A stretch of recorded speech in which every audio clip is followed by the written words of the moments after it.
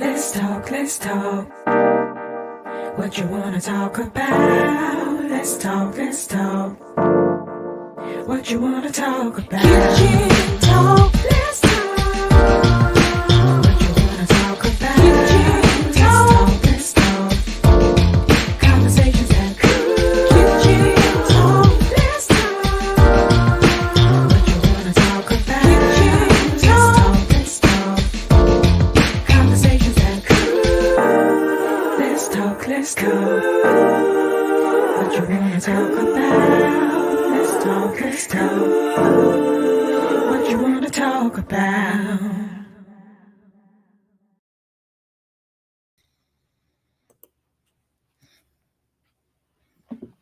All right. Hey. Listen, it is Kitchen Talk CTC, Conversations That Cook. We are back in the virtual kitchen. One more week. Oh my goodness. Last week, I came home from a very long tour. It was so wonderful.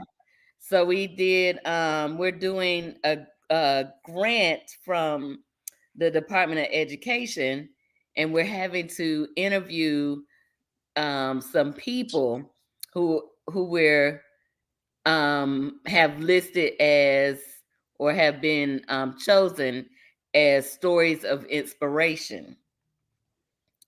So I get home from that very rewarding trip. It was so nice. And I get home to no internet. Wow. Okay. And so I'm rushing in. It's a Thursday. I'm rushing in. I drop the car off, drop the rental car off, do this, do that, do the other. Get home, get ready for the show. It's like, yeah, nope. I was like, really? Not tonight. Not tonight. Not tonight. So technology, you gotta love it, or it's just that relationship that we have That's with right. it. That's right. That's right. It's that relationship that we have with it. So it's good and it's can be inconvenience. That's right. Very true. Very true. So welcome back, Darrick D. McGhee Sr. Thank you, my friend. Thank you so much. I Appreciate you appreciate it. so much I'm for honored. hanging out with us. Absolutely. France is not coming tonight, and Dr. Marvin Scott is unavailable tonight. So it's just me and you, and maybe JT if he pop in, because he driving that big old truck, and he'll come and let us know and see him every now and then, and we'll know that he's okay. There it is. There it is. So we're gonna this is definitely one of Kitchen Talk's favorite topics, is the voting and the politics, and it's one of the topics that I hate but love. Because I mean it's important. We got to talk about it. Absolutely. Got to talk about it. So I think for me, what I'm learning is that I need to be a little more aware. Okay. So hey there, one cool rattler.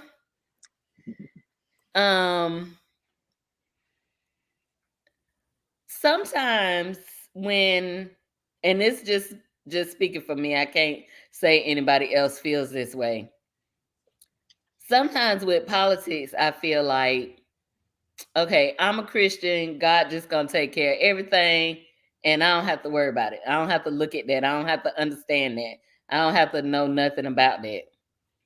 But in doing these shows, since we've been doing Kitchen Talk and we've been doing voting shows and politics and talking about it, I realized that it's more than just a vote. Like, I've always voted, but I'm not involved in the process.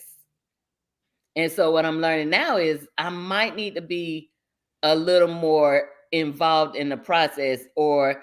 And then when I say involved, I don't mean I'm probably not gonna go to no city council meeting. Sorry. But I probably need, to make sure I read what's on my news line about it, so I could be a little more aware. I hate the news. I try not to watch because Yeah, a lot of sometimes people it's feel that so way. much bad news. I just don't want to hear it. Yep. If I, it's like one more shooting, one more shooting, one more shooting. Um, so, but in all of that, and then I also have this thing about I just don't believe our political system, or not even the system, but I just sometimes don't believe that our politicians, our government is really here for the people. Mm, I just really feel like they're out kind of for themselves, or what is gonna, keep me in this office, you know, or making deals among themselves. I think about the movie that Eddie Murphy did. What is the name of that movie? distinguished gentleman. Distinguished Gentleman. Yeah. I'm like, now really, how true to life is that? I, Yeah. I got a feeling that it come pretty close. Yeah. I would agree, actually. I I got would a feeling agree. that it come pretty close. So I struggle with, and we're gonna and you're gonna have to be my expert at this point, because Okay. some things I just don't know. I took social studies class just like everybody else. I made decent grades. I ain't, but did I keep up with it? Do I remember all of that? I No, respect that. I no. respect So that. my first question Okay. is, how can a man, woman, person be indicted, have all of these legal issues, and still be a front runner for a presidency, Hmm. when there are people who have gone into prison, paid their debt to society, and still do not have the right to vote? Wow, that's a loaded question. So on the indictment piece, it's simple to me, right? It's the judicial system. The law says you're innocent until proven guilty, right? Okay. So every indictment that former President Trump is facing, he's still innocent until proven guilty. So one could claim they're just allegations, right? That the states will say that they have enough evidence to pursue a case, which is why they're pursuing the case, right? Hmm. But the fact of the matter is they still have to actually defend their case in the court of law. He still has the right to challenge that. Now, here is the reality, Lisa, and everybody who's listening, is the way this is all laid out. There's a high likelihood that the majority of these cases in these multiple states won't take place before the election of next year, November, Mm. because there's so many things you can do in the legal system as far as requesting stays and delays and things of that nature. And so the more indictments former President Trump has incurred, the more sympathy he's also received. And Mm. therefore, his polling has benefited from it. His fundraising has benefited from it. Just yesterday, numbers came out that Governor DeSantis raised $15 million in the third quarter. So the third quarter is July through September, right? Third quarter of the year. He raised $15 million over those 3 months. Well, it was released late last night to this morning that former President Trump raised $45 million in that same time span, right? So this is 3 months. This is July, August, September. So those 3 months, it's like in any other three quarters, right? Those 3 months, So three DeSantis raised. times of what Now, DeSantis again, raised. again, this is basically from out of their campaign. Their campaigns are saying this is how much we raised. They still have to actually officially, file and release that information as to be confirmed. But DeSantis raised $15 million, and Trump's campaign saying he raised $45 million. Now, here's the thing about the Trump situation is that he's allowed to actually use these campaign contributions to help cover his legal fees. That is allowable because Wow. he's being accused while he was a sitting president, so or thereafter, right? So as an elected official, these allegations and indictments against him are in that regard. They're saying that when he tried to manipulate the Georgia vote count, well, he was a sitting president when that took place, right? And so everything that he's being faced with, the New York one's different because they're actually talking about more of a business structure of the Trump enterprises. Mm. But he raised $45 million allegedly, and so you think about that. This would just tell you not just he raised 3 times more than Governor DeSantis, but it also says is there is a loyalty amongst the electorate that is riding with President Trump regardless. As I aforementioned, every time he's been indicted, what he's been able to do is monetize that. In the Mm. article I was reading, along with the $45 million, some of that he's raised it off of paraphernalia, selling T-shirts and mugs, things of that nature, with his God. face on it, with slogans and things of that nature. And so there are people who are loyal to him and they feel like the judicial system is intentionally going after him with no basis other than trying to prevent him from being the next president. And that's really what it is. And so for every other Republican nominee in running for president, Trump has not participated in either one of the debates. And yet the polling post debate still shows no one really gaining any ground, right? Historically, if you were running for president, Democrat or Republican nominee running for president, and you didn't participate in the debate, it's really because you couldn't get the required signatures or percentage vote Mm. that you need to be able to participate. It wasn't because you just flat out said, "I'm not going to do it." And so when you think about it from the indictment standpoint, because he's been indicted but not proven guilty, the law permits him to continue campaigning in that regard. I go a little bit further, right? He could he could literally be found guilty of the charges, and if he's found guilty but it's after the election November. So let's say November comes of next year, he wins the presidency, just given a hypothetical, wins the presidency, and then the judicial system finds him guilty. As a sitting president, he can pardon himself. So that's all allowed in our Constitution. Now, the Wow. Constitution never took into consideration these scenarios taking place, but it's there where he could literally pardon himself. The likelihood of him being found guilty and spending time in prison, in my opinion, is slim to none. I don't foresee it happening. I really don't. I think between it being drug out, between a lot of other factors, I just don't see it taking place. And this is why he really hasn't lost a lot of support amongst the electorate, Mm. because their belief is these antics really are designed to knock him out of the race versus actually trying to find him guilty. And so every time he's been indicted, right, he's actually seen, again, his polling numbers have increased, his fundraising numbers have increased, favorability numbers have increased. Everything has worked in his favor as a result of this. It's actually, I would argue, actually has hurt the other nominees running for the Republican Mm. nomination, because his lead is widening as a result of. Now, you spoke about those currently incarcerated and who served their times and can get their rights restored. Each state is different, right? Florida definitely makes it more challenging, even though we actually passed a constitutional amendment in that regard. Then it got called into question that it was not was not the intent of what the legislature passed. So they went back in there and made some changes to it all.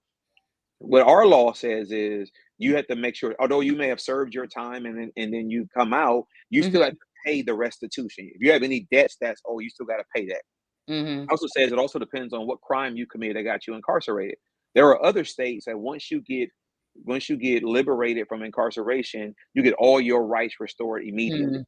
I will tell the listening audience that will never be Florida. As long as there are sitting Republican governors occupying the governor's mansion, as long as the Republican legislature is still in charge, there will never be a law passed in the state of Florida that will give 100% rights restored to anyone post incarceration. It just will not happen, because that is viewed as being soft on crime, and that puts you in direct opposition to the police chiefs association against the sheriff's association, et cetera, et cetera. If you're going to run for statewide office as a Republican, you cannot be seen as soft on crime. And so I don't foresee a Republican ever filing a bill to allow 100% restoration of rights of post incarceration. And so in the Trump comparison, It's hard to compare because he hasn't been found guilty. Hasn't been He's found just been guilty. indicted on various things. But the onus is actually going to be on each of those states to make their cases. Now this, and I guess I find it strange because I feel like if it was somebody other than Trump, they'd have been like, "Nah, bro, Well, you, Lisa, that's a good point because you think about it. You think about it in Georgia. Georgia is hitting him with RICO charges, right? So racketeering and things of that nature. These are similar charges to Young Thug, the rapper, right? And mm, Young Thug has been sitting in jail in the state of Georgia in Atlanta since he was arrested. Other people have gotten out for similar charges on bond. Young Thug is still sitting there, and I'm not arguing for or against Young Thug. What I'm showing is that Trump went in on similar charges based on what Georgia's hitting him with, and he went in, pled not guilty, took his mug shot, paid his bond. 20 same day he was released, right? hmm Um, you got a rapper who's sitting there and he's been in there for almost a year on RICO charges, and he won't be getting out before he even goes to trial. And the problem with that for him is that the state can keep delaying when they go to court based on preparation. And wow, so you're absolutely correct. You're absolutely correct. And again, that's why I go back to say the onus is going to be on the state to make their case. Now, there is not a scenario where you're going to have where you're going to have a former United States president sitting in a county jail just for the fun of it. That will never go over well. And so the way they handled it is even making him show up to court and say not guilty was a big deal by itself. But again, it's all playing into his hands. and this is more fuel for my, can I say, disdain Yeah, for yeah, for our system, because it just speaks to the reality of some just ain't right. And I have no other way to say that. I know it's not proper English and all of that, but it's just ain't right. yeah. I would just tell you and everyone who's listening that United States Constitution never, and I use the word never intentionally, it never foresaw today's scenarios, right? It never foresaw a sitting or former president ever being indicted. It never, so when I argue again that it plays in Trump's hands because the state attorneys and the DA and all of them, they have to basically find case law to be able to set precedent. And the problem is you're not going to be able to find it, right? You may find like a mayor in a state, who got in trouble. Kwame Kilpatrick's a good example, the former mayor of Detroit, a FAMU Mm, grad. Kwame got in trouble. Like that's you may find that Marion Barry, like you find the mayors in that regard. You're never gonna find a presidential example, right? mm, You just aren't gonna find it where these type of things happen. You're never gonna find anybody having this many indictments. And you made a good point earlier. If it were anybody else, it'd be different. I would agree with that, right? I would agree with that. If it was anyone else, the legality and the treatment and the reaction, all that will be completely different. And that is why many people either don't have confidence in politicians. They don't have confidence in the law because the law, in many people's view, is very biased and displays favoritism based on who the law is being applied to. mhm, And that's the unfortunate reality of our legal system today is there are individuals based on their socioeconomic status, based on their political position, based on their connections, they're able to maneuver around or use the law to benefit them solely. That same law would not benefit someone in a similar situation who had mhm. lesser standards. Yeah. I think too, even even if you find a good politician, good hearted, I don't know, something happened to them when they go to Washington. They something in the water, the Kool-Aid, something, and it's like, you know, what happened? So the other thing I wanted to ask you about too is, so the Speaker of the House Oh my was gosh. was what, fired or whatever he Yeah. was. Yeah. Yeah. Okay, so I'm for real about to show you how ignorant I am about all of this. What does it matter? Just give Yeah, me another one.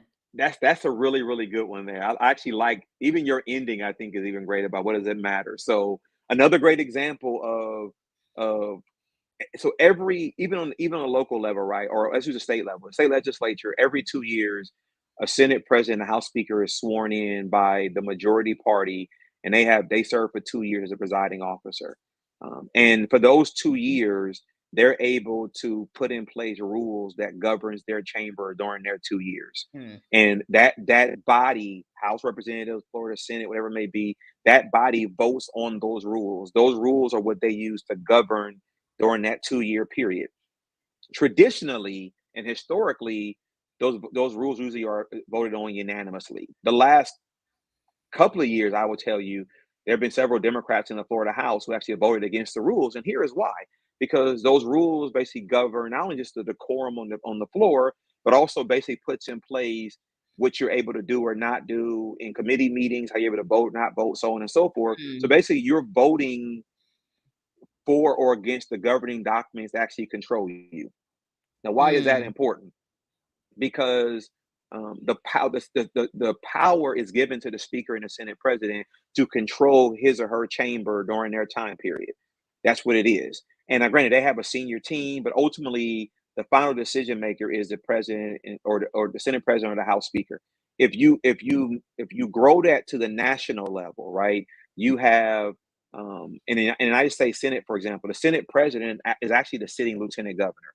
So Vice Hmm. President Kamala Harris is the Senate pres. She's the president of the United States Senate, and this is why when it was 50-50 in the United States Senate based on Democrats Republicans, they said the Democrats were in charge because she has the tie breaking vote. Hmm. Right? You look at it from a congressional standpoint, United States Reps. So this is the first time in the history of our country that a sitting speaker has been ousted. You won't find it anywhere in the books, right? I brought up the rules of the House and Senate here in Florida mainly because our Congress is governed by rules as well. And here is the problem with the rules. And not the problem with the rules as much as with the sitting elected officials. Most of these legislators on the statewide or federal level have never read the rules that govern them.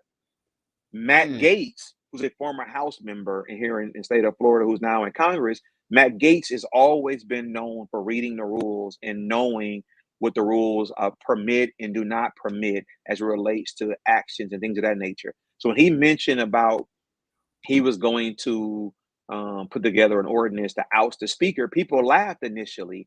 And what they didn't realize is that Matt Gaetz actually read the rules and realized that Yeah, he could that do that. it was doable. Now, here's Mm. how it works out. There's 212 um, Democrats in the United States House, right? So in order to then oust the speaker, you got to get to 220, which means you got to get all the Democrats to be unanimous, to be unanimous, and you got to get 8 Republicans. Well, Matt Gaetz, who runs the Freedom Caucus or part of the Freedom Caucus there in D.C., he's able to get 7 other Republicans, along with himself making 8, and the Democrats had already said they were going to be in favor of ousting him, right? And so that's how you got to the 220, and they were able to oust. And there were Republicans in Florida who voted to keep the speaker, keep McCarthy in place, but they didn't have the votes to stop the Matt Gaetz situation. Now, here's what's interesting: you oust McCarthy with no real successor in mind. And people got Mm. to understand this now. It was never Matt Gaetz's plan to nominate a successor. His plan was to oust the sitting speaker. And so he was successful in his plan. Now, let me add this to everybody so you can understand. Not only is this the first time in history of having a speaker ousted, that's important to know. But if you read closely into our Constitution and then really the governing documents, it's this: the governing documents leads to say that you don't have to be a sitting member of Congress to be nominated as speaker. What that then means is somebody on the floor tomorrow, for example, can nominate Donald Trump as Speaker of the United States House of Representatives. They can get enough votes, he could become the next speaker as a private citizen. And because members don't read the documents, none of them realize that until the last 2 days. Now, I don't think Donald Trump actually can get the nomination, but they could nominate some private citizen and they can get everybody, they can get to their number they need to get to and make it happen.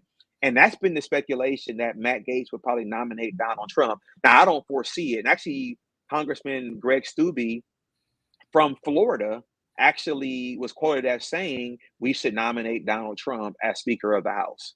Oh my And the God. document, there's nothing that prohibits that from taking place. I bring that up because these things that we are seeing with President Trump and the indictments we're seeing with Speaker McCarthy being ousted, we never foresaw these things happening before. So the American people, for the first time, are being educated on what's in the governing documents, and no one knew this stuff was there, but the few people who actually read the document. And this is why Matt Gaetz, like him or love him or hate him, I have to commend him, is that he basically used the same documents that they all vote on when they first get there Mm-hmm. against them themselves. Yeah. And remember now, his plan wasn't to succeed McCarthy. His plan was just to get rid of McCarthy. And here is why he's doing this. Remember why he did it. He did it because McCarthy brokered a deal with the Democrats in D.C. to not have a government shutdown. And Gaetz got upset because he basically brokered a deal with the enemy, as Gaetz says it. And so Gaetz said, I'm going to oust him. That's why he went after him, is because they were hours away from a government shutdown. And McCarthy brokered a deal with the Democrats to thwart a government shutdown, and that upset Matt Gaetz and a few other people, and that's the reason why he had the momentum to be able to do what he did. Short of that, it never would have worked out Matt Gaetz's way. Wow. And which one benefits the American people more? A government Correct. shutdown or Correct. not a government Correct. shutdown? Correct. But you mad? Yeah. What And they I will got to tell do? you, What they got to do with me? here's how it affects us, though, Lisa. Here's how it affects it. It won't have a direct effect on Lisa nor on Derrick or any individual. Mm-hmm. Here's what it affects, though. Without there being a sitting speaker, basically, for the most part, we're at a standstill Mm-hmm. in DC, especially on Congress. We're in a standstill.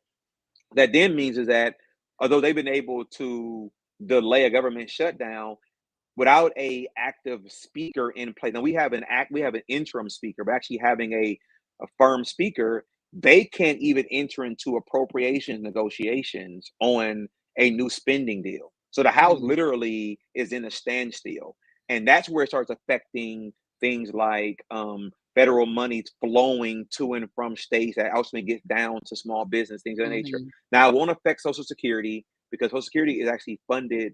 It's not funded through the spending plan, so that's a Mm-hmm. different pot of money. So it won't affect that. But at a standstill right now, and as they remember now, the spending plan basically, the tentative plan is only 45 days active. So once they get close to that 45 days expiring, they don't have anybody in place. Everything becomes different, and so it Mm-hmm. won't affect our everyday living, but it will affect things like if you go to the airport, TSA probably won't be there, right? Or they'll be working without pay. It's those type of things that take Mm-hmm. place that makes our everyday life uncomfortable.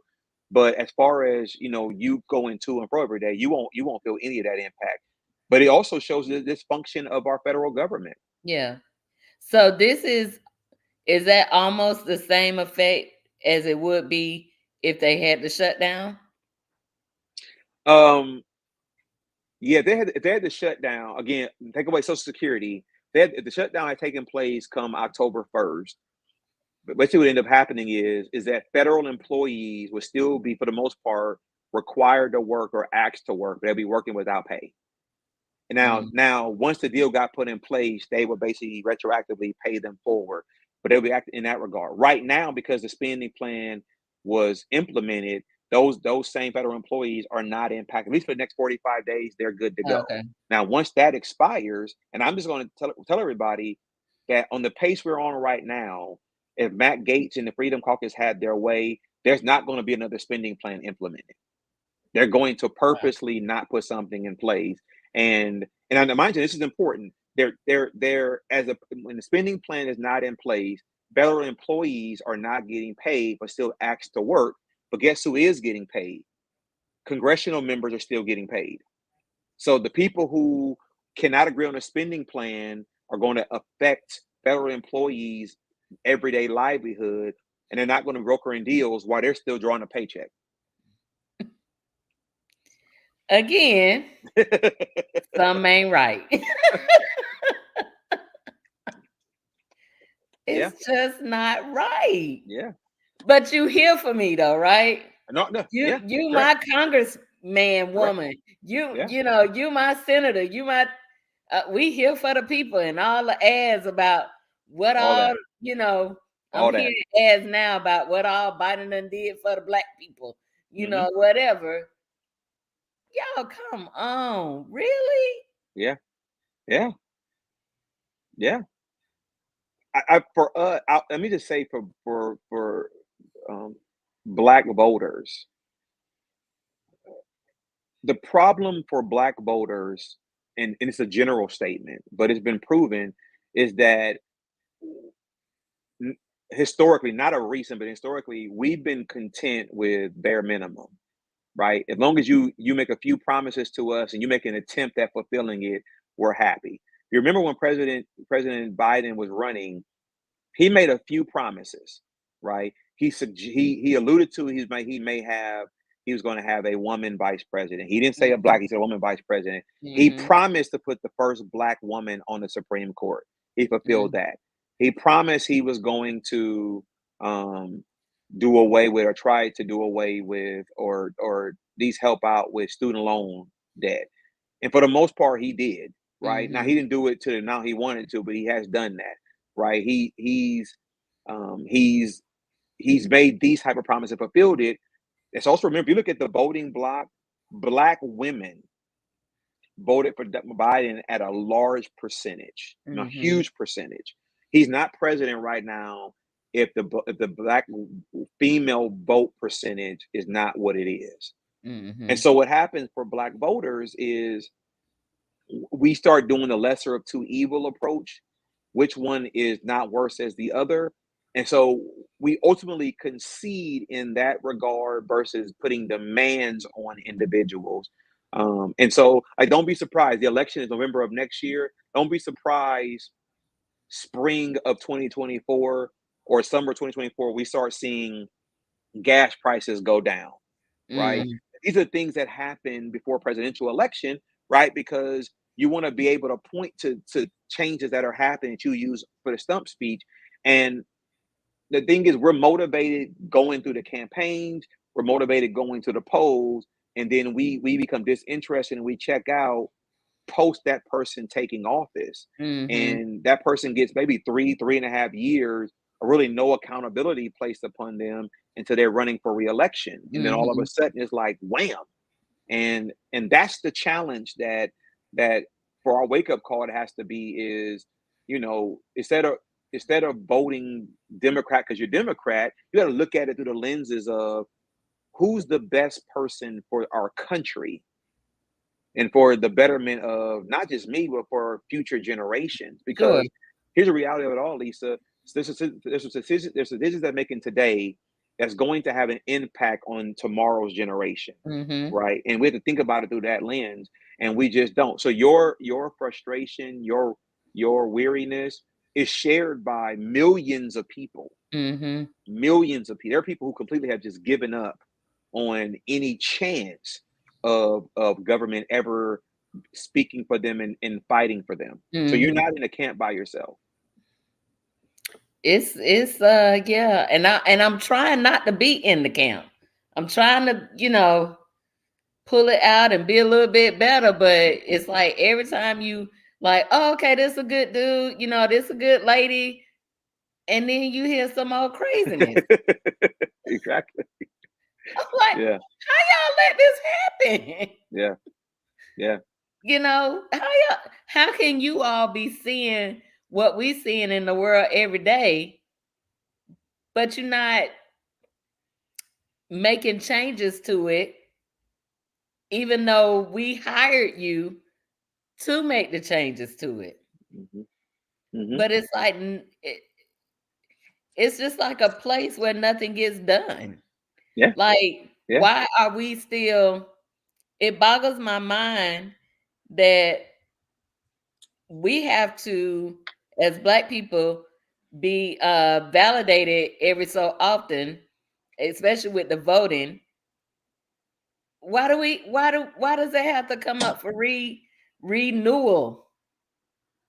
Why can't we be a part of all men created equal?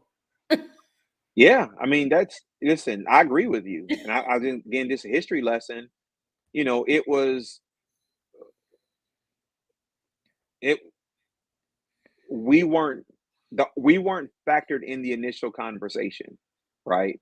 I Sure. mean, historically. And so, it's I mean, it's not a coincidence that after the 2020 election, you saw some of the biggest election law changes taking place in states, Florida being one of them, right? And here's why you saw those big changes, especially in Republican um, led states of governor's office and legislature. You saw major election law changes, but here's why that happened. And let's speak frankly about it. It happened because of what people saw in Georgia. Mm. Georgia flipped the presidency from Republican to Democrat. And before that, what you saw was Black people in the line in Fulton County. Mm-hmm. And so, how do you prevent that from happening in 2024? You start putting things in place. For example, you can't beat people who are in line. Like they talked about election boxes, so on and so forth. These things are put in place because of what they saw in Georgia, and so you want to try to prevent that from happening again.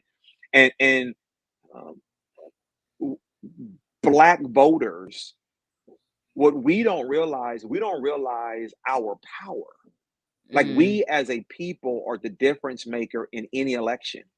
We really are different maker. Why do you that this is why politicians always come to the Black church when they're running for office. Mm-hmm. This is Mm-hmm. why politicians are coming to now they're starting to come like the FAMU homecoming games, right? They want to be in the FAMU parade, right? Because Mm-hmm. the black vote is powerful. It's powerful. And so if you can be seen engaging and stumping in those arenas, you hoping that's going to turn out for the betterment because we've proven that. Now, what's interesting to me about Georgia, for example, is that Georgia went hard for Biden, but they went soft for Abrams, Mm. right? So again, it goes down to it's a you can I can tell you I can tell you I'm standing with this politician. I can tell you that hands down. But until I when I get in that voter booth, you don't know who I voted for, Nope. right? And so Unless, you look at that historic turnout that helped Biden win. It didn't help Abrams win, right? Actually, people actually were voting for Kemp and also voting for Biden. And so, it's just an interesting dynamic. Here in yeah. Florida, for example, our governor is polling at a high number as it relates to the work he's doing as governor. He's getting high percentages of support, but he's coming in second in this same state amongst presidential candidates, right? So you're leading as people are saying you're doing an awesome job as governor, but some polls show him in second place in his same state behind Donald Trump. And so it's just you know, some people say you good on this level, you're not good on this level. Mm-hmm. Oh, one cool rattler says, "Why do you think that was the case in Georgia?" Great question. Here's what I'll tell you. Um, Historically, Black voters are way more moderate, maybe more moderate and liberal, and some conservative. Um, while Blacks may get down with the progressive conversation, they get nervous about the progressive implementation, right? Mm. So progressive Democrats, that stump speech and things of that nature, you get people coming to the rallies, but that implementation makes people very, very nervous. You can cross our country, at those who run as progressive Democrats. Stacey Abrams. We can use Andrew Gillum here in Florida. You can use um, Bento in Aurora in Texas. Right, these individuals got major support behind their candidacy, but when it came down to winning the election, it wasn't there. Not because they were bad people. It's because that progressive agenda makes people nervous, including some, especially old school Democrats, right? Mhm. Grandma and them generation, they get very nervous about that level. Most Black people are conservative when it comes to finances. We're fiscally conservative when it comes to finances, Mhm. but more moderate and liberal when it comes to social services in that regard. And so Stacey Abrams, and if you look at her numbers, one could argue she actually did worse her second attempt at being governor than the first time, right? People like what she said to an extent, but people got very nervous when they thought about implementing those laws she's talking about running for as governor. Makes it very hard. It's also hard to beat an incumbent. It just really is on a state level. Mm. Because you know what you're getting, right? You know what you're getting in your incumbent. So you rather just give them 4 more years than run the risk of a brand new person. And so that the progressive agenda, people can argue against me, and I'm open to anybody arguing against me. The progressive agenda makes people very, very uncomfortable on a statewide level. So now what you're starting to see with the progressive agenda, you're starting to see them now running more for local races, city and county commission, Mm. things of that nature, getting their foot in the door, and they'll run at some point later for statewide office. I don't have a challenge. I don't have an issue with that platform and that approach. But Abrams got people like Killer Mike to campaign for him. Not Abram, I'm sorry, Kemp got people like Killer Mike to campaign for him. Like Black people in Georgia, celebrities were actually endorsing and campaigning with Kemp, even against her. Other reason, also the last thing, least the reason why it didn't work out either is here's why Black celebrities like Lil Wayne and others got behind Trump. It's because they saw their tax bill, right? Mm. Their taxes, they saw the number, they presented their taxes being impacted, and Trump made a lot of promises of how he's going to make sure he took care of the wealthy. And that's the same thing that Kemp's been doing on a local level. Same thing happening here in Florida as well. And so Mm. it's challenging. Wow. So, do you think the fact that she was a woman too had something to do with it? Do they still have issue with women Yeah, in leadership? yeah. I mean, so it's funny you bring this up. Yes, the short answer is yes. I just had this conversation 2 days ago with someone about Florida. It was 2 days ago about Florida, and I said, um, if anybody looked at Governor Rick Scott never led in any polls he was in both elections for governor. He's never in the lead. In both elections, actually, he was being being embarrassingly defeated by Alex Sink in 2010 and by Charlie Crist in 2014 in the earlier polls. But there's two things about Rick Scott that people that never, they fail to realize. Number one is he's going to outwork you, and number two, the guy can fundraise, right? And so I bring that up because Florida twice has been posed with the same question, and Florida twice has answered that question, and no one's paying attention. The question that got asked in 2010 and it got asked again in 2018 is this question. And the question was, is Florida ready for a woman or a minority to be governor? Mm. And it answered no, it's not ready in 2010 with Alex Sink. And it said no in 2018 with Andrew Gillum. And so that's the same thing in Georgia and other states, right? That's why we haven't had a woman president yet. There is still a foundational, fundamental belief of some people. They do not want a woman or a minority leading them. That's why people went ballistic, right? Some people ballistic when Barack Obama won. They just went crazy. They And did. so, Florida has had two close attempts of being able, and both of those races, both Sink and Gillum, at one point in the general were in a heavy lead to win. Outcome was different. In Georgia, right? I definitely think gender plays into it, but I think it's also important on to counter that argument. What I would say to anyone is the candidate matters too, right? I can point out race, I can point out gender, but the candidate matters as well. Is Absolutely. you have to be able to read the room and figure out what is the cry of the people, and are Mhm. you willing to be the one that help address the cry? Mhm. And and Kemp, just like Governor DeSantis, they can actually run on what they've done. Mhm. Their opponents are running on what they'll do, and that's the Mhm. difference in a campaign. Mhm.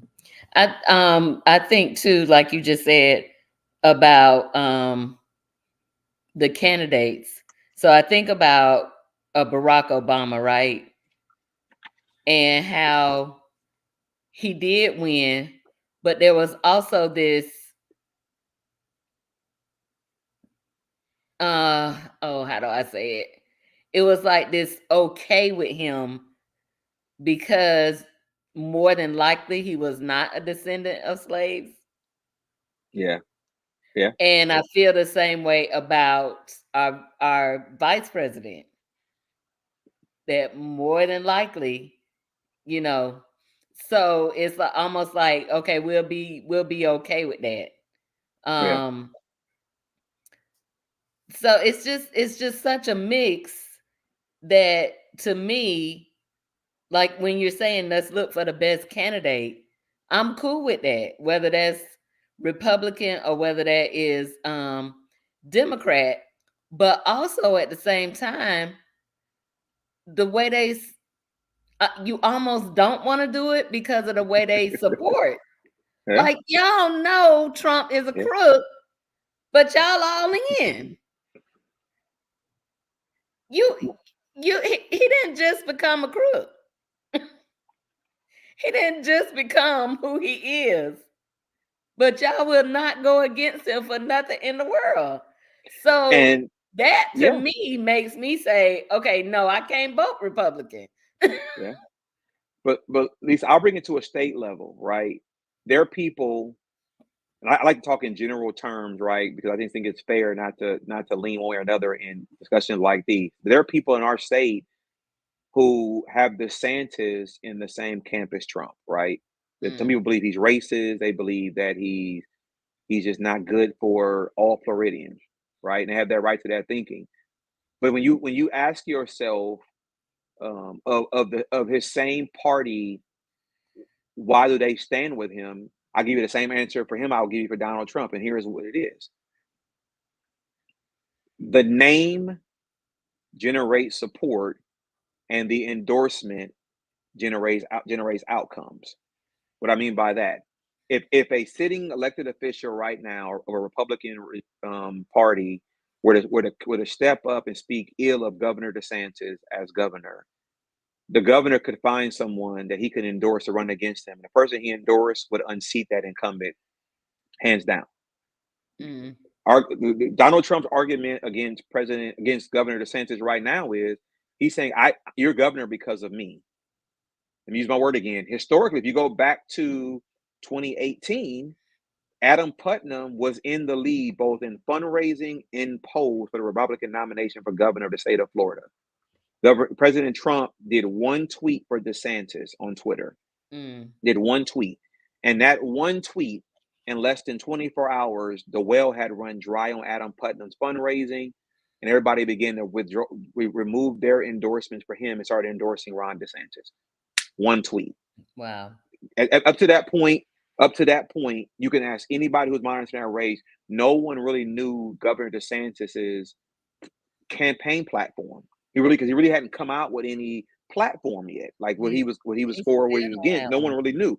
He But still that don't one have one. tweet, changed everything. And my point of all that is, this is why I think it's safe to assume that there are elected officials in the same party as Trump that aren't fans of it. There are people right now on the national scale right now who are publicly saying we don't want Trump to run. They're endorsing Governor DeSantis and other people for president. But if you go back 4 years ago, these same individuals were standing at campaign events with Donald Trump. They're the same individuals that were on the floor of Congress supporting his platform and his plan and his agenda, right? Few years later, these same individuals are now saying we don't want him anymore. We don't want him anymore. We don't want him anymore. And what's going to end up happening is there's a likelihood that if Trump becomes a nominee, you may have some Republicans who may literally not show up to the polls and basically give Biden 4 more years and then have a clean slate come 2028. Let me also give this to you, Lisa. One of the biggest concerns for Republicans is not really Joe Biden, it's Kamala Harris, because the fear is Biden can't finish a second term based on age and health, which then will automatically thrust her into the presidency. Presidency. And that is the alarming for a lot of Yep. Republicans is the thought of her being the president of the United States. Yep. And that's why some people don't want Trump. They want somebody else, like the sense of somebody else, because they feel like Trump and Biden have already run before. Trump can't beat Biden. This is their thinking. And so they're basically playing into the hands of Biden. And if Biden doesn't finish it out, Kamala now will get to finish out the term. And now all of a sudden it's President Harris. And what does that look like? And Mhm. I don't have a crystal ball if that's true or not, but I know that's some people's fear. And also the other fear of that is you look at the bench, the Supreme Court, right? That's the biggest thing for a Republican or a Democrat, is to be able to control the judiciary, statewide or federally, is to be able to control the bench. And so when you're the sitting president or the sitting governor in that regard as well, you get to nominate and ultimately appoint people to the bench, right? And so the thought of Biden, having another term and finishing out 4 more years may not happen, which then plays right into Kamala Harris's hands. Wow. Um, so there was a few minutes that the power was shifted over to her when he Mhm. had some type of procedure done, right? Mhm. Correct. Ooh, they Correct. was nervous, wasn't they? They were nervous. I'm quite sure you are, right? I'm quite sure you are. Because here's the thing, though, like people have to understand, this is not TV, right? Right. Where it's like, you turn it over for a period of time, but you're still behind the scenes. No, like somebody has to be in control of the country, Right. right? So when he was having a medical procedure, she was given all rights as the president during that time period. And it's something where if we had been bombed, for example, she had Mhm. the authority as the president to release troops to go, and like she had that authority, and that's truthful, right? And there are She should have people. did some executive orders or something for that hour. Yeah, but I mean, it's interesting. VP, you could have.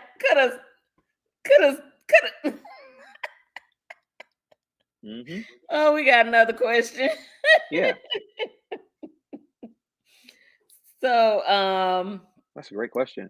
yeah, Are the it's analytics interesting, tools for outdated. pollsters used? Yeah. Yeah, I mean, yeah, I say they're outdated, right? I let me remind people this. I say this to a lot of people when I give speeches, when I talk in these settings, to remind people, polls don't vote, people do, right? And people have to understand that no poll is 100% error proof, right? That's what I Mhm. always they always say. That's why I always say the margin of error is 2%, 3%, so on and so forth. They're basically giving themselves an out if that poll don't work out well. Mhm. But it's definitely outdated, because what posters are doing is posters are really trying to tap into the not only just the mindset but the behavior of the voter, Mm. right? And so when they do focus groups, they'll throw out scenarios or questions. And the question may be something like, um, are you a supporter of Social Security? And I think may poll that 80% people are supportive of Social Security. It's a general statement, Mm. right? But if I ask you, are you supportive of Social Security being moved up to age 70, for example, that number is going to change. Mhm. It's all about how you phrase the question. So the poster thing is definitely outdated. It's an old way of doing it. Do it still work? It still works to an extent. The thing is, though, is that your polls are being done based on the old school behavior of voters. It's not Mm. taking into consideration your first time voters, not taking into consideration um, um, people voting across party lines in that regard, and they're looking at that, right? Like posters can tell you that in a non-presidential election, the voter turnout is going to be very, very low. That's what Mhm. benefits the incumbent party in Florida, right? Because our gubernatorial election is always the off year from the presidential, and so you're never going to get the same turnout in that regard. Mhm. Let me also say that what polls they definitely create a nervousness and a comfort. Nervousness by maybe the people who are in second and third place, but comfort by the people who are in first place. Let's use the presidential. In every poll you see in every state right now, President Trump is up by 20 or more points above the second person, which is typically going to be Governor DeSantis.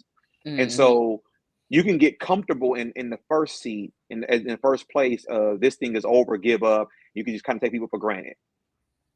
It can also lead to nervousness, right, in the people who after that, because they feel like, there is no chance.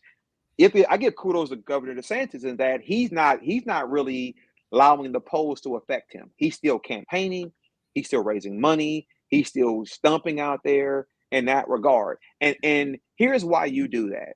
Because the first early state primary is not until the beginning of the year, Mm-hmm. right? And so looking at polls in October is these polls are going to change. They're absolutely going to change. They're Mm-hmm. absolutely going to change. On top, that's number one. Number two is we really don't know what's going to happen with Trump's legal cases. Number two. Number three is that thing called health, right? The unforeseen could take place. And the unforeseen takes place, all of a sudden now, that number two could end up becoming the number one, the top candidate. Mm-hmm. I would also say to people that we need to remember too that there could be a woodwork effect. Woodwork effect is a statement you hear more in healthcare, which is people come out of the woodwork. You really don't prepare for them. Like I would Mm-hmm. argue, Rick Scott was woodwork effect. Rick Scott was never expected to be a danger when he ran for governor, and so nobody ever put anything behind Rick Scott. All of a sudden, Rick Scott, they took the whole world up because this unnamed individual all of a sudden now becomes Florida's governor. Mm. There's still time for an unknown party right now to jump into the presidential race and turn things upside down. Virginia's governor is a good example, right? He could actually get into the race, and overnight he could get enough support to become a formidable opponent to other people in this race. And so those are the things where the polls don't take into consideration until they have to. And so we're looking at right now is what we see in front of us. Like you asked a question Mm-hmm. earlier, how does somebody who's been indicted as much as Trump still be in the forefront? It's because the people, the voting people, especially Republicans, they know what they get from Trump, right? He's Mm-hmm. been president before. Everybody else is saying what they'll do if they become president. Trump is saying what he's done when he was president. And so you're balancing the two. And then DeSantis is not gonna lose his day job while he The other running. thing, that's the other thing, So right? That's the so other thing, why right? not? So why not stay in the stay in the race? Yeah, yeah. Oh goodness gracious. And so in order to keep up with all of this, it's you really I appreciate you because this is something you love. So I can just come talk to you.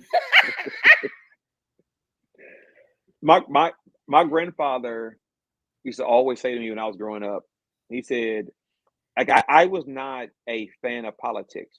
And I would tell you, I'm probably still not sold on it, but my grandfather always said you gotta love it really good or hate it really bad, right? I was in the latter camp. I hated it so much that I started studying it because I realized that it's like an amendment on the ballot, right? The amendments are drafted by lawyers. Those amendments aren't drafted in plain language. Mm, They're drafted for the most part. It's going to confuse you unless somebody can come and interpret it for you. So what pushed me when I went to FAMU and poli sci, at least my plan was to go to law school. I wasn't trying to get into politics. I was trying to go to law school. My studying on politics really was more of me being a nerd, and I was getting frustrated with all the chatter I was hearing. And then as I got into it, I realized that I needed to use this education to educate my own people mm. who are ignorant to what's going on. And I'm not saying ignorant as far as an insult, just ignorant to how Sure. this stuff works because Uh-huh. politics is one big game, right? It's one big game. And the saying in politics is either you're at the table or you're on the table, right? If you're at the table, you're eating. If you're on the table, you're getting slaughtered. Mm-hmm. One or the other, right? And so, when you mentioned earlier, there are people who still believe that their elected official has their best at heart, right? My mom, who's watching, my mom, whom I love, right before the the election where Gallup Franklin won for House of this area, my mom, I was helping her with her ballot and walking her through the names that was in that race. Got to Gallup Franklin, and she said I was explaining to her who Gallup was and his background, things of that nature, and she was like, "I'm gonna vote for him." I said, "Why?" She said, "Because he sent me a brochure to my house." Mm. Now, in today's time, my belief is brochures and pamphlets don't work.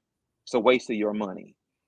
What my mom taught me is, what that may be true for my generation and younger, it still matters to the older Yep. generations, right? Yep. They're gonna be the ones who are gonna look at your mailer, read up on you, remember you, so on and so forth. And that was the one thing from my mom that separated Gallup from the other ones who were running was because she sent her a mailer to her place, she was able to read about him, and she remembered that name. So when she saw it on the Mm-hmm. ballot, she was done. I'm voting for him. And I was like, oh, okay. And so the point is it's a melting pot of a voter's interest, a Mm-hmm. melting pot. And so what we have to do is, I say it's anybody who's involved in politics, right? I'll never run for office, Lisa. I have no desire to run for office. But my desire is to be a political scientist where I can educate people on the politics, explain to them the impact of whatever is in front of them, and hopefully give them enough information they can make the right decision. Right? I'm not going to tell Mm-hmm. you how to vote, but here's what you need to know. Here's the Mm-hmm. consequences of what you're doing in that regard. There is not a politician. There's not a politician that you're going to find that's going to be 100% favorable to your position, Sure. right? And there are some. So what I would tell people is, don't look for a politician. Look for a statesman. Because a Mm. statesman is that person who is genuinely trying to Mm-hmm. represent their Mm-hmm. constituency to the best of their ability. Mm-hmm. That's what that individual stance is. They're a Mm-hmm. statesman. That's what their goal is. And there's a difference in that. But, it's the older voters, they vote because you look like them and things of that nature. It is what it is. But in this race, right, the only black candidate in the race right now is a Republican, right? This wasn't happening 20 years ago, 30 years ago. The only black right now running for president is a black Republican. Wow. We see more black Republicans right now running for office than probably ever before, right? Because Yeah. the times that we're in now, Yeah. right, is generating that. And so we as a people need to educate ourselves as much as possible and not be afraid to ask somebody, hey, help me understand what the consequence of this is. Like you mentioned about what happened in DC, that's not going to change Lisa's life. McCarthy being ousted does not affect you at all. It Right. really does not, right? But what it does affect is it could interrupt your comfort by way of, again, the airports, by way of um, post office, things of that nature. It can delay those type of things. Yeah. It's not going to affect you eating. But not me, but there are Mhm. citizens that it will. Exactly. Exactly. So that's my thing. It might not affect Lisa, but what about the citizens that it will? Are you looking Yeah. out for them? No, they're not. No. No. That's my whole disdain Yeah. with this whole thing. So we are like 3 minutes over time, but I gotta ask this one last Okay. question. Yes, ma'am. And that's what I love about Kitchen Talk and being the executive producer. We can stay Yes, on as ma'am. long as I like. That's right. That's right. So I was listening to, I don't know, it was a radio or it was something. I think it might have been Ricky Smiling. He had a political commentator on, and there was a mention or a side kind of comment about possibly Biden running, but replacing Hmm. Vice President Kamala Harris. Hmm. Do you think that would happen? And what would that say? Um, do I think it's going to happen? I say no. Okay. Can he do it? Yes. He actually can do it, right? Because until they actually go to the convention, right? Until he goes to the convention and is officially nominated and voted on as the Democratic nominee for president, he can make a change to his running mate. So that's like for example on the Republican side, until the Republican nominee is nominated and voted on as the Republican nominee at the convention, they don't have to actually declare who their running mate's going to be. So Mm-hmm. Biden can make a change up until the convention. He can make a change to that. I don't think it's going to happen because of the major backlash he will get, I believe, from the minorities, right? Yeah. Not Yeah. only is Kamala Harris, black, she's also Divine Nine, right? She's a AKA. There's a backlash he's But going is to she get. black? Listen, she's as close to being black as the first black As vice we president as ever, we right? gonna get. Right? And some people argue that the first black president actually was Bill Clinton, right? I mean, because he smoked weed in the White House. Like, it's those things, right? But my point is the backlash that he would incur. Because Mm-hmm. at the end of the day, unless you're going to replace her with another black woman, right? Yeah. What he cannot do, he cannot replace her with another white man. Right. Because now all of a sudden now you basically have turned off your large percentage of support. Remember now, his largest voting block was black women. Yeah. Yeah. So you gotta give them something to keep them interested and supportive of you. So I don't Mm-hmm. I don't think he I don't think he's going to do it at all. I think there's people who would love for him to do it. Absolutely. Um, let me close by saying this too, Lisa. If you look over through the years, especially in I would say in the last 20 years, maybe a little less than that, like our vice presidents really haven't been that impressive, right? Because you're not really voting for the vice president, you're voting for the president. The only reason why Kamala Harris really is even getting a lot of conversation is because of Biden's age Mm. and the likelihood of him not being able to finish a full second term makes the conversation about her become even more engaging and important Mm-hmm. because there's a likelihood that she could actually be finishing out the second term. Yeah. That's why people want him to think about replacing her. It's for that reason alone and no other reason. Other if he was in his 60s or 50s, nobody would care less who his vice president was. It's only Yeah. because of his health. Mm. I figured. I think it would be not a smart move. But then when you also look at, so yes, they run together, and let's say he does complete the 4 years, Mhm. she not gonna be able to Mm. take the No, mantle to the no, presidency. no, And so how are the Democrats preparing for that? Are they gonna back her? Are they gonna find no. somebody else? Or they'll Or find they somebody just else. gonna they just gonna 100%. let everybody throw their hat in the ring? Hmm. There is not a scenario Yeah. where the National Democratic Party will endorse Kamala Harris as the successor to Joe Biden. They will probably try to get um, the Gavin Newsom from California, the governor there, or somebody else. They're not going to get behind her. They're just Yeah. not going to. They're Yeah. really not. They're not going to. And at best, they're probably tolerating her because of they said with Joe Biden. They're not going to get behind her. And what I still haven't been able to figure out is what is their rub against her, right? Because it's not just the Republicans. They're Democrats, prominent Democrats who are not fans of Kamala Harris, who will not stand for her It's being just it. she a woman. I mean, that's just the bottom line. We are not ready for women in leadership, but that's a whole nother kitchen Whole another one. whole nother kitchen talk. Even though while the men were away at war, the women ran the country. But when they came back home, we were supposed to go back in the house and get barefoot and pregnant again. You can't end the show on that note, man. You can't do it. Oh, But hey, you know, you know. it's just I don't know. I don't know what it is. I don't know, and that's just like again, black people having to constantly prove themselves. Women are having to constantly prove ourselves. So it's yeah.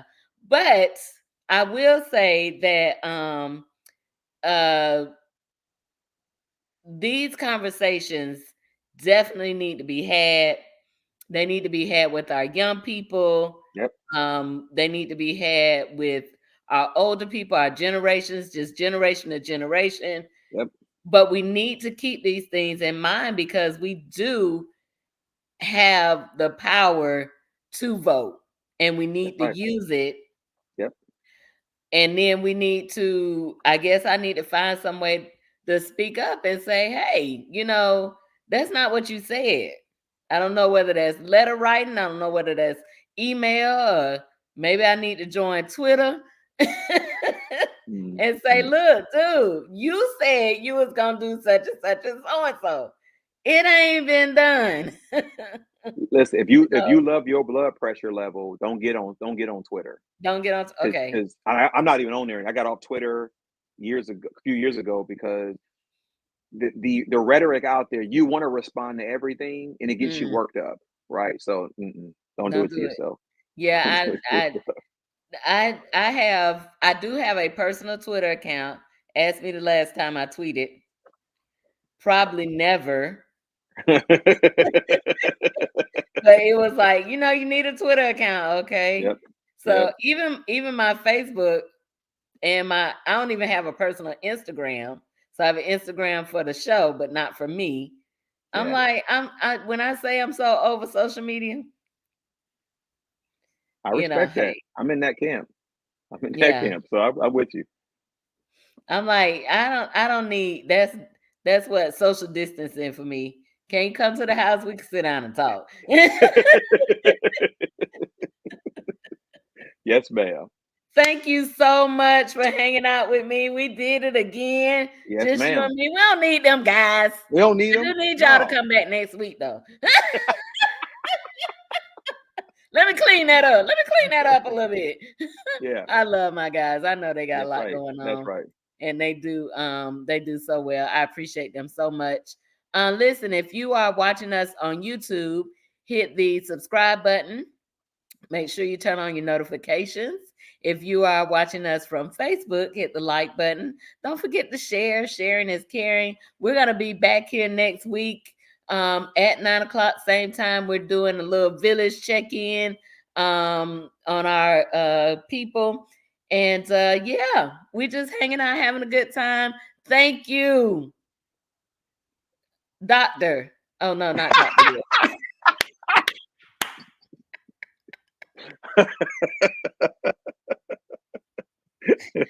Dr. Elder, Bishop, that's the one I wanted. Oh, Lord have mercy.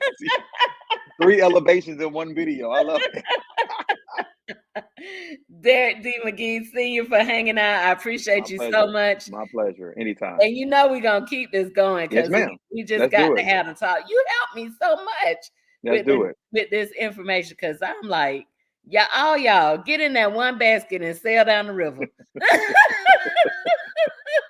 Let's do it. Thank you so much. Thank you guys for hanging out with us. And we will see you all y'all will see us. I can't see you, but next week. Thank you. Good night. Good night. Let's talk. What you wanna talk about? Let's talk. What you wanna talk about? Let's talk. What you wanna talk about? Let's talk. Conversations that cool. Let's talk. What you wanna talk about? Let's talk. Conversations that cool. Let's talk. What you wanna talk about?